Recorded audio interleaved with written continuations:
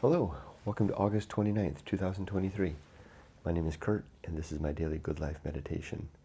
This is an exercise that I do each and every day, a little bit after waking up. It's now 4:35 a.m. I do this to remember my life objectives and principles, those which are outlined in my book, Going Alone. I also use this time to think about the last 24 hours, including last night, to see how I did with the various challenges and opportunities that I met. I think about the coming day, and I see if I'm ready for death. But before any of that, let's read a poem. We're going to just read through again yesterday's poem, which was called The Eve of St. Mark. These are, of course, from the collected works of John Keats. It's a rather long poem. I was going to catch some words along the way, but I didn't yesterday. So there's a couple of vocabulary in here that I don't quite know. I'm just going to let them go. I'm just going to read it through again. Maybe I got about 60% of it yesterday, the first time I read it. Let's see what I do again. Sometimes letting this sit in my head for overnight helps. We'll read this and then get started. The Eve of St. Mark. Upon a Sabbath day it fell. Twice holy was the Sabbath bell that called the folk to evening prayer. The city street were clean and fair. From wholesome drench of April rains, and on the western window panes the chilly sunset faintly told of unmatured green valleys cold, of the green, thorny, bloomless hedge, of rivers new with springtide sedge, of primroses by sheltered rills and daisies on the Agash hills. Twice holy was the Sabbath bell. The silent streets were crowded well with staid and pious companies, warm from their fireside oratories, and moving with demurest air to evensong and vesper prayer. Each arched porch and entry low was filled with patient folk, and slow with whispers, hush, and shuffling feet, while playing the organs loud and sweet. The bells had ceased, the prayers begun, and Bertha had not yet half done. A curious volume, patched and torn, that all day long from earliest morn had taken captive her two eyes among its golden broideries, perplexed her with 1,000 things. The stars of heaven and angels' wings, martyrs in a fiery blaze, azure saints mid silver rays, Aaron's breastplate and the 7 candlesticks John saw in heaven, the winged lion of St. Mark, and the covenantal ark, with its many mysteries, cherubim and golden mice. Bertha was a maiden fair, dwelling in the old minster square.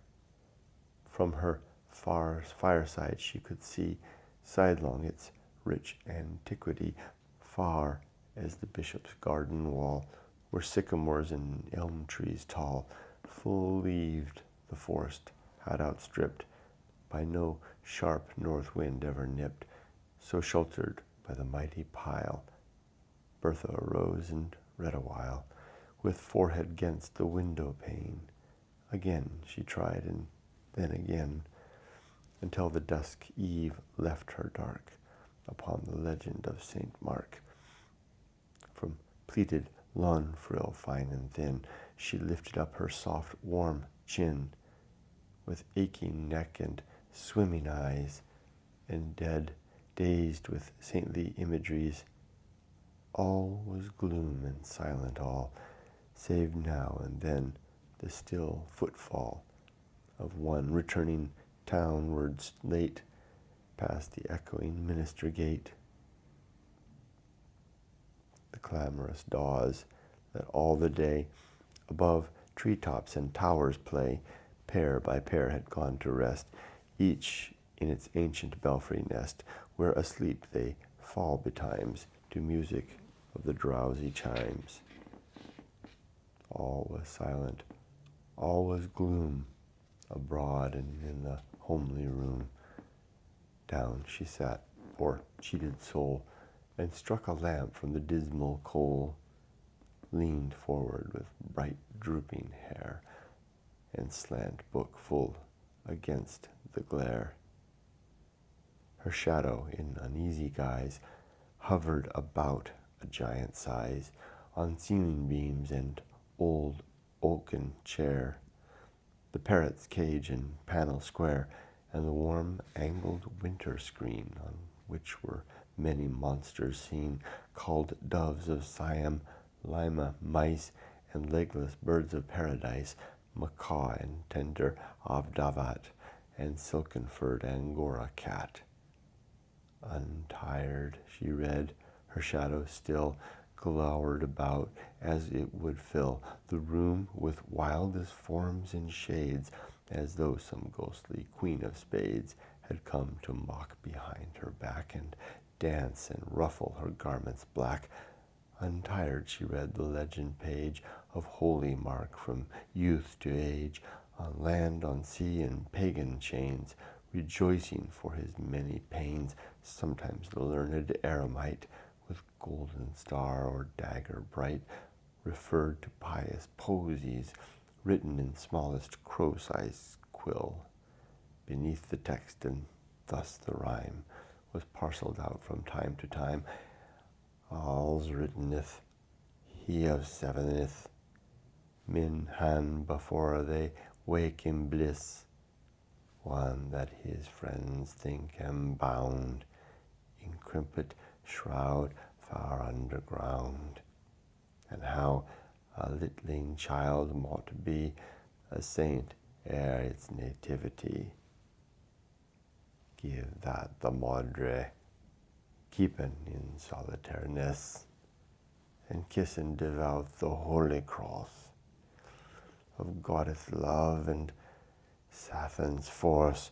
He ringeth than things many more, of which things I may not show, but I tell there must verily some dell of Saint Cicely, and chiefly what he auctioneereth of Saint Marketh life and death. At length her constant eyelids come upon the fervent martyrdom, then lastly to his holy shrine exalt amid the taper shine at Venice. So it really did help to sit for 24 hours. I didn't even do any study, but now I understand the poem. It's this woman, Bertha, reading the life of Saint Mark, and doing so on, I would guess, to be the holy day, given that everybody else in the community is doing their appropriate propitiations. And I wouldn't say this necessarily moves me. Maybe it would be more moving to the religious, but I like the language. I thought it was beautiful. It paints a setting, doesn't it? Bertha all alone in the minister's house. What more could there be? What all is this about? What context is there in this? Who is Bertha? What's her circumstance? And why is she so focused on the life of this particular saint? All right, the good life. First, yesterday and last night. It was a fine day yesterday. I did all my work. In fact, it was an easy day yesterday. It was a Monday. And the reason it was easy was that I used half the day on Friday, my day off last week, to prepare for Monday. I knew that this week would be this challenging week as I'm transitioning from finishing one project to ramping up with 2 or possibly 3 other projects. So I was worried about that. I was worried I wouldn't be able to be at peace over the weekend if I didn't have my ducks in order come Monday morning. So I spent half a day on Friday, my day off, getting all my ducks ready. Quack, quack. And they were ready, so yesterday was easy. Today should be easier, and tomorrow would be very rough. Tomorrow's going to be Wednesday. It's the day after tomorrow, right? I'm having a problem at work. I can't talk about it, but I'm having a problem at work that's really troubling me. I'm struggling to figure a way out of this. The only thing that I can think about is to dream about flight. I'm counting down the days to retirement. Literally, I have a spreadsheet, and I'm down to, as of yesterday, 300 work days. So more than a year, but I have literally 300 more work days to left, which is something like 16 weeks or something like that. You know, some 16.6 weeks or something like that. I mean, I'm down to. This has all come on me all of a sudden. I thought that I was in a great spot finishing off this big project, that it was going to be not a coast, but at least I wouldn't, the stress was all over with. But suddenly I find myself stressed, and it's beyond me. It's beyond my meager skills and efforts to solve this problem. I don't know how to do it. I talked to Yumiko about it. And it's usually the case with Yumiko. Yumiko's more wisdom than counsel. She listens to me talk. She already knows the answers, but she usually keeps her mouth shut and helps me to figure it out for myself. I guess the best stuff is figured out for oneself. And I either will or I won't. I've already moved myself into a position of not retreat so much as being hunkered down with this problem. I found a way to hunker down and be problem about it, but and I can hunker down, remain hunkered down for the next 300 work days if I need to. What's really important to me is that I do my duty, that it doesn't compromise the fact that I can do my duty despite this problem. I just can't be the better human being that I want to be. Anyway, I said enough about that. My Good Life Creed, it consists of 8 objectives. I added 1, and 34 principles. These are the 8. 1, to be always ready to die. 2, to make good and effective use of time. 3, to develop and maintain good and sound life principles. 4, to cultivate good emotional reactions. 5, to perform good actions. 6, to recognize true limits and true opportunity. 7, to do just one thing at a time and do that thing slowly and deliberately and carefully. And 8, to keep my balance so that I am not swaying too far to the one side or the other, or headlong or falling backwards. I'll elaborate and build upon this as the days go by and the weeks and months go by.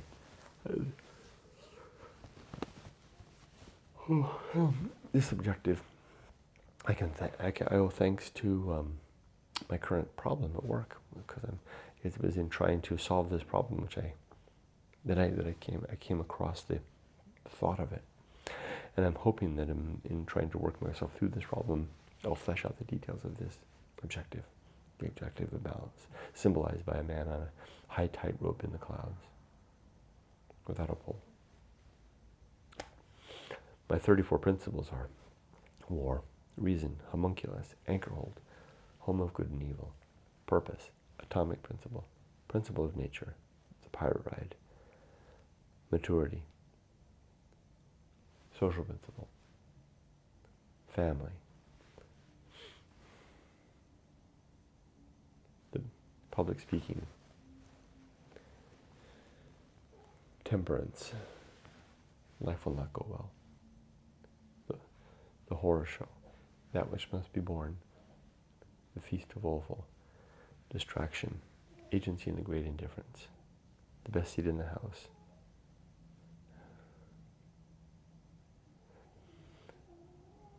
the restless man, the path of wildness, the great life adventure, the risk of avoiding risk,